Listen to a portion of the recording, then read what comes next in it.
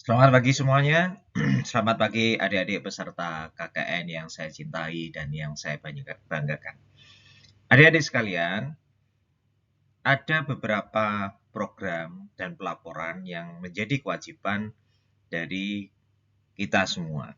Kita dalam arti mahasiswanya harus melakukan program dan dilaporkan. Juga kami dosen pembimbing KKN juga mempunyai kewajiban untuk melakukan kegiatan pengabdian masyarakat.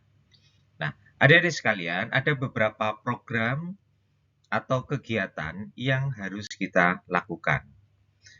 Pada prinsipnya ada dua kegiatan, ya dua, hanya dua. Yang pertama adalah program multidisiplin. Kemudian yang kedua adalah program yang terkait dengan keilmuan kita. Nah, kita lihat dulu yang multidisiplin seperti apa, karena ini program multidisiplin ini adalah program yang dilakukan oleh kelompok mahasiswa di lokasi yang mana dia harus melibatkan fakultas-fakultas yang lain. Jadi tidak hanya satu fakultas. Ya, jadi ini kegiatan multidisiplin ini adalah kegiatan yang harus di dalamnya mendapatkan kontribusi dari berbagai macam bidang keilmuan. Ya, jadi program multidisiplin ini kewajibannya dua program. Ya, jadi dua program saja.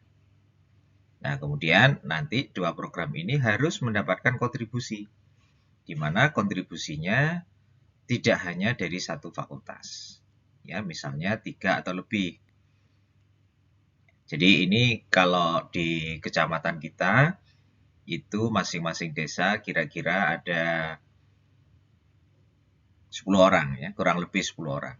Maka di sini Anda membuat dua program, yang mana ya diperkirakan masing-masing anggota kelompoknya ya kira-kira 5 orang.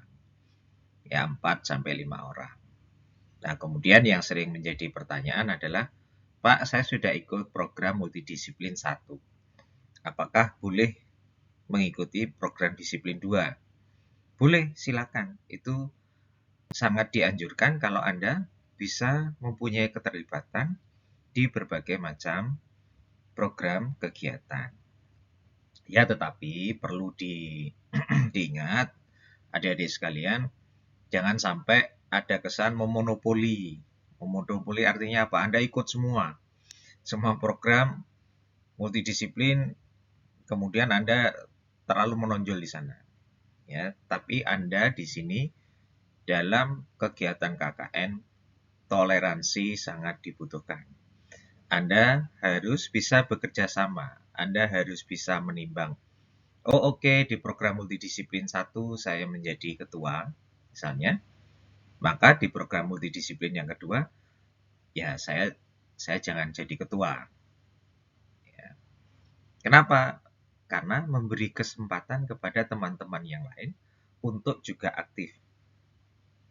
Ya, jadi Anda memang di lapangan nanti toleransi ini sangat dibutuhkan. Ya. Kerjasama, terutama kalau bahasa kita. Nanti secara detail Anda bisa lihat di buku pedoman. Buku pedoman kan bisa Anda akses ya.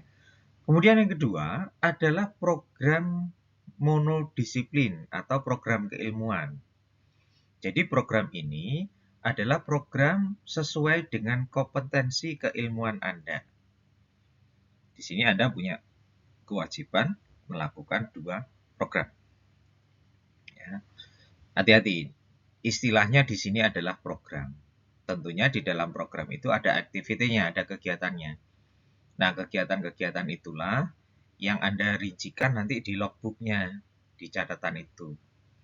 Ya, nanti kita lihat contoh. Jadi prinsipnya ada dua, multidisiplin dan program keilmuan. Keilmuan ini adalah keilmuan yang ditarik agak luas, yaitu ke fakultas. Karena ada keilmuan-keilmuan yang kalau masuk ke program studi itu kemudian menjadi agak tidak cocok. Nah, ini sehingga kita tarik ke fakultas, di mana kalau fakultas itu ada beberapa kuliah, atau mata kuliah yang sifatnya umum, sehingga Anda bisa gunakan itu sebagai dasar dari keilmuan di program KKN. Kemudian ada program lainnya. Nah, program lainnya ini kadang malah lebih seru dibandingkan program yang mono maupun program keilmuan. Ya, tetapi adik-adik sekalian, baik program program multidisiplin maupun program keilmuan itu harus melibatkan masyarakat. Masyarakat di sini diupayakan kepesertaannya adalah aktif, tidak hanya sebagai penonton. Ya, kalau hanya sebagai penonton, Anda pulang dari KKN ya sudah selesai. Ya. Nah, tetapi di sini harapannya pada saat melakukan program kegiatan ada pelibatan masyarakat. Masyarakat dilibatkan secara aktif. Oke ya. Kemudian ada program lainnya. Program lainnya misalnya ada gotong royong, jadi panitia peringatan hari besar, memberikan les privat. Biasanya ini jadi favorit, memberikan les privat dan mengajar anak-anak di sekolah dasar. Kemudian ada lomba-lomba. Kegiatan-kegiatan program ini bukan tidak boleh, tetapi ini adalah kegiatan yang sifatnya pendukung supaya Anda bisa lebih dekat dengan masyarakat. Ya. Jadi kegiatan ini ya tolong jangan sampai kemudian menjadi yang utama gitu ya. Misalkan Anda di kesehatan misalnya. Nah, saya mempunyai kegiatan untuk lomba bersih-bersih kubangan air misalnya. Nah, itu kan sebenarnya gotong royong, kemudian hanya kalimatnya saja yang Anda rubah ya. Nah, kalau seperti itu program semacam ini sebaiknya Anda kemas itu adalah kegiatan yang sifatnya ada pemberdayaan di sana. Kalau gotong royong masyarakat sudah biasa ya dilakukan di sana. Nah, tentunya Anda harus bisa memilah-milah seperti ini. Dan ada peran aktif dari Anda dan dari masyarakat. Jumlahnya berapa? Tidak dibatasi. Yang penting jangan sampai mengesampingkan program yang multi dan keilmuan. Contoh ya, contoh. Misalnya pembentukan desa wisata, pembentukan kader bank sampah, UMKM berdaya, dan sebagainya.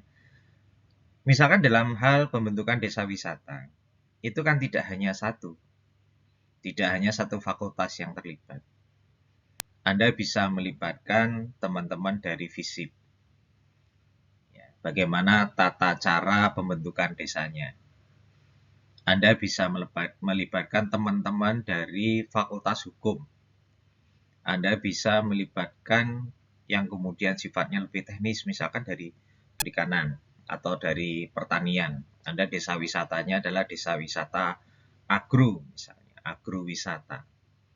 Kemudian Anda bisa melibatkan teman-teman yang dari ekonomi. Anda bisa melibatkan teman-teman yang dari kesehatan masyarakat. Banyak yang bisa terlibat di sana.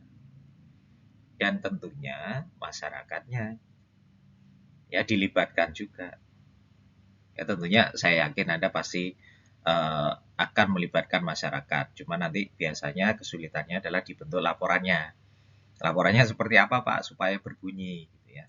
Jadi intinya kegiatan multidisiplin itu melibatkan berbagai pihak, ya, baik dari teman fakultas maupun dari masyarakat.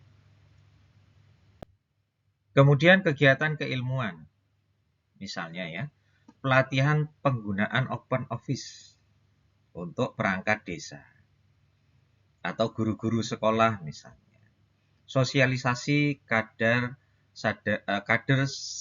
hukum atau keluarga sadar hukum. Atau misalnya pembentukan usaha mikro. Usahanya sudah ada, tetapi secara legal formalnya belum ada misalnya. Itu bisa Anda sesuaikan dengan Anda ya, misalkan yang dari FISIP administrasi niaga misalnya. Itu bisa Anda berkecimpung di sana. Nah, misalnya yang pertama pelatihan Open Office.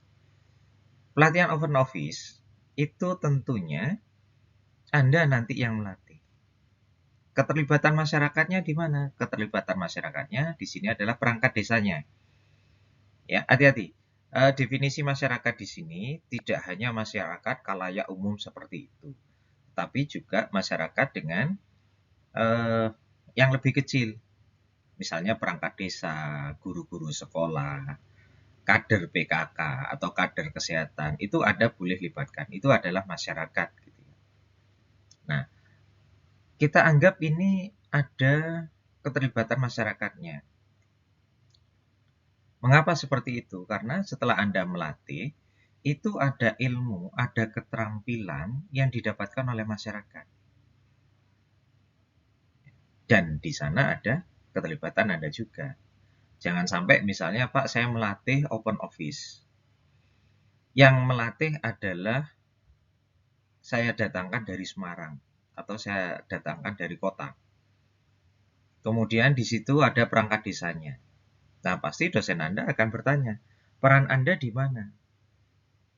Nah, kalau jawabannya, oh peran saya mengkoordinir kegiatan. Nah, tentunya di sini hanya mengkoordinir kegiatan itu ya seperti IO. Seperti IO. Nah, Anda bukan IO. Lupa saya kan belajar manajemen. Iya, memang Anda belajar manajemen misalnya. Manajemen untuk mengorganisasi orang. Iya, memang iya. Tetapi kalau di dalam hal kegiatan pelatihan ini, pelatihan open office, kalau hanya menjadi IO, ya itu keterlibatannya kurang. Gitu ya. Kecuali Anda melatih tentang bagaimana misalnya dalam hal manajemen keuangan misalnya, manajemen keuangan UMKM. Nah, itu Anda kan terlibat di sana. Tidak hanya sekedar menjadi IO. Ya, jadi hati-hati adik-adik, boleh melakukan pelatihan silakan. Ya, tetapi Anda harus terlibat di dalamnya. Ya, tidak boleh hanya sekedar IO. Oke. Kemudian pembentukan usaha mikro. Oh, apa peranan Anda di sana? Anda di sana berperan misalkan di dalam penyusunan apa ya? RAB-nya misalnya. Nah, hati-hati, ini lagi saya ingatkan. Anda di sana adalah mengajak masyarakat, ya, bukan Anda bekerja. Misalnya bagaimana cara menyusun rencana anggaran dan biaya. Itu Anda iya mengerjakan, tetapi mengerjakannya bersama masyarakat. Tidak Anda yang mengerjakan, tetapi Anda ngajari masyarakat untuk menyusun RAB. Iya, betul, intinya dari Anda, rencana-rencana itu berasal dari Anda. Tapi tentunya Anda ngajari di sana. Atau pembentukan desa wisata misalnya. Pak, saya dari jurusan planologi, saya dari jurusan arsitek, dari saya jurusan sipil. Silakan Anda, misalkan Pak, saya akan mendesain tata letak dari desa wisatanya. Oke, silakan Anda mendesain. Terus kemudian dosen Anda bertanya, ini yang mendesain Anda sendiri atau melibatkan masyarakat? Ya, Anda mahasiswanya mengatakan, Pak, ini saya sendiri yang desain. Karena harus menggunakan misalnya Corel Draw misalnya. Ya oke, tidak apa-apa Anda mendesain. Tetapi di dalam mendesain itu, bagaimana kemudian bisa menjadi desain itu, Anda ada keterlibatan masyarakatnya. Anda dua hal yang bisa Anda lakukan. Pada saat identifikasi, mendesain itu, Anda libatkan masyarakat. Anda membuat sketsa ya. Oh, ini letaknya di sini, pintu masuknya di sini pintu keluarnya di sini, rute jalannya seperti ini, letak dari misalnya letak dari tempat berkumpulnya itu di posisi seperti ini. Itu Anda libatkan masyarakat. Kalau sudah jadi sketnya berdasarkan hasil pelibatan masyarakat, Anda selanjutnya mendesain di komputer Anda. Anda tuangkan di dalam Corel Draw misalnya. Itu boleh seperti itu. Atau Anda ingin lebih bagus lagi kegiatannya, Anda mengajari misalkan teman-teman generasi muda yang ada di sana Anda melatih juga menggunakan CorelDRAW misalnya. Nah, itu Anda sudah dapat dua kegiatan. Pertama, Anda mendesain tempat wisatanya itu. Kemudian yang kedua, Anda mengajari masyarakat tadi, mengajari pemuda untuk menggunakan CorelDRAW untuk membuat desain. Nah, itu Anda sudah dapat dua. Ya. Oke.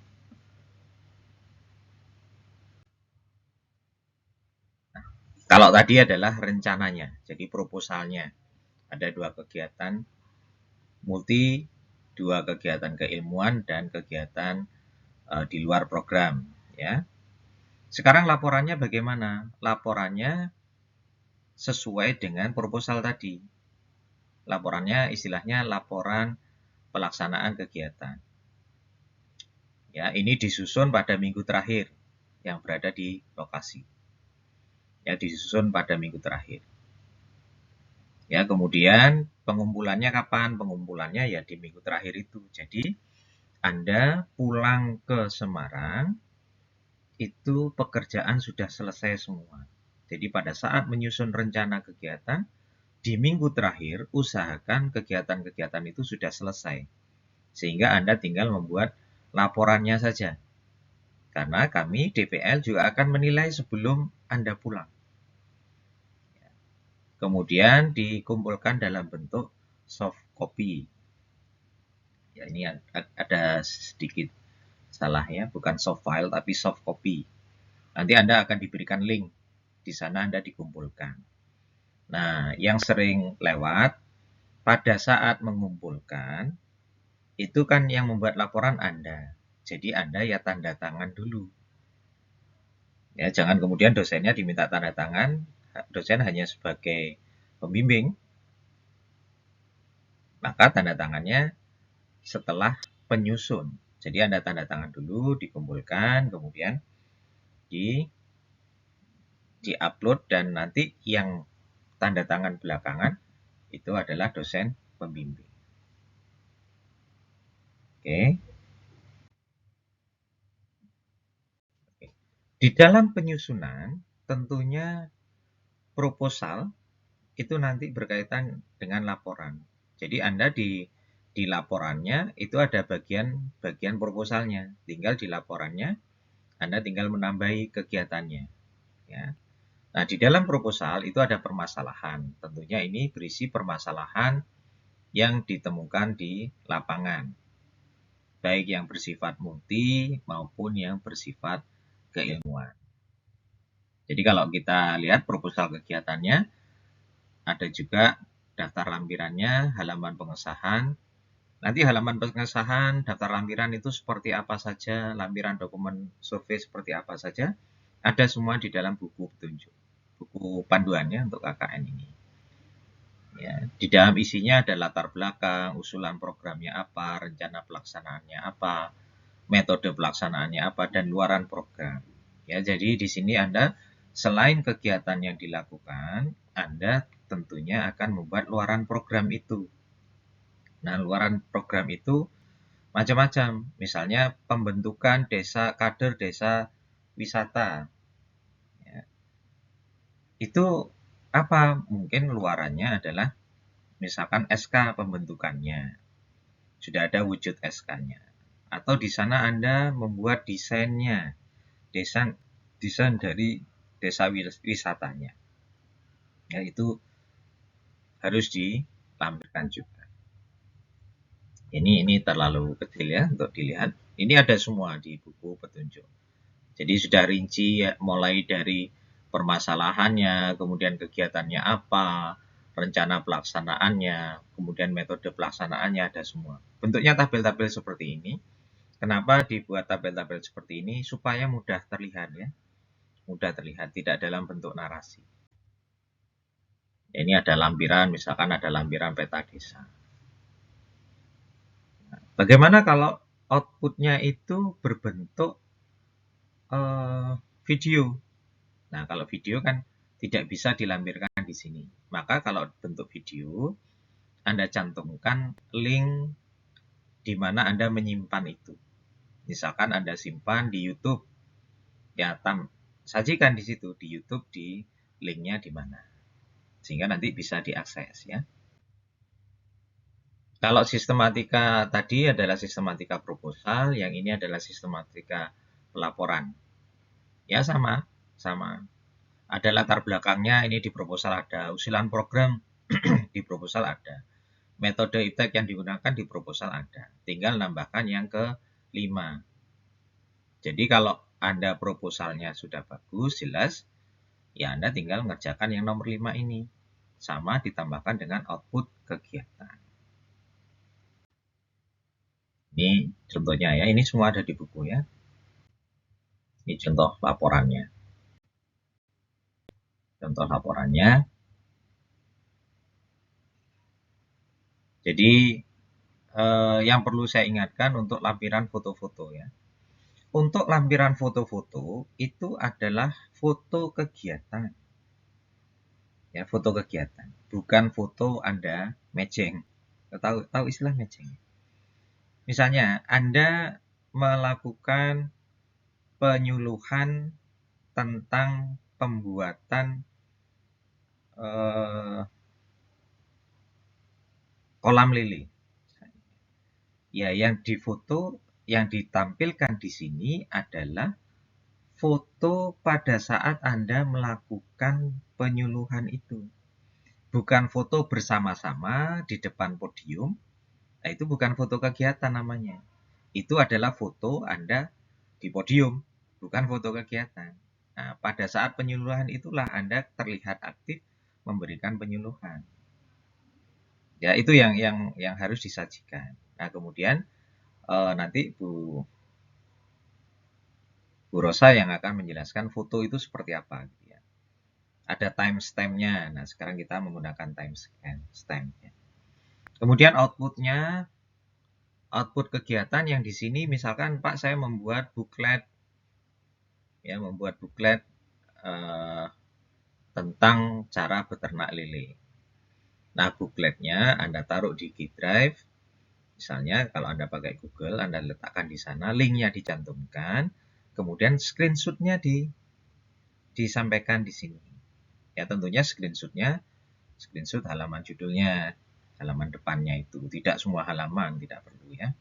Atau Anda membuat poster tentang cara cuci tangan misalnya. Ini hanya contoh ya. Ya, Anda cantumkan screenshot-nya di sini. Posternya di mana kalau ingin mengakses? Anda berikan tautan penyimpanannya. Kemudian penggandaan laporan. Laporan di sini Anda kumpulkan dalam bentuk soft copy. Ya, ada bentuk soft copy. Kecuali misalnya Pak Lurah, Pak Camat atau Bapeda minta kepada Anda untuk membuat hard copy-nya. Ya silakan dibuat hard copy-nya. Hard copy-nya dibuat, kemudian disampaikan ke sana. Ya. Jadi semuanya dibentuk soft copy dulu, kecuali ada yang meminta. Kemudian di dalam proses pembimbingannya, Anda harus, ini buku bimbingan juga begitu, dikumpulkan dalam soft copy nanti. Nanti ada linknya, nanti akan diberikan linknya. Di sini Anda berikan kegiatan-kegiatan yang disusun. Biasanya kami dosen pembimbing atau dosen KKN, Anda memeriksa laporan ini per minggu gitu ya. Per minggu baru kami lihat catatannya ini. Tetapi Anda mengisinya ya setiap hari supaya tidak terlupakan. Juga ada catatan harian juga. Oke, saya kira itu dari saya untuk pelaporannya. Secara rinci Anda harus membaca dari buku panduannya. Karena yang saya sampaikan ini adalah yang pokok-pokok saja. Yang tertuang di dalam buku panduan itu lebih detail. Demikian dari saya, selamat ber-KKN, tetap semangat dan jaga kesehatan. Selamat pagi, Assalamualaikum warahmatullahi wabarakatuh.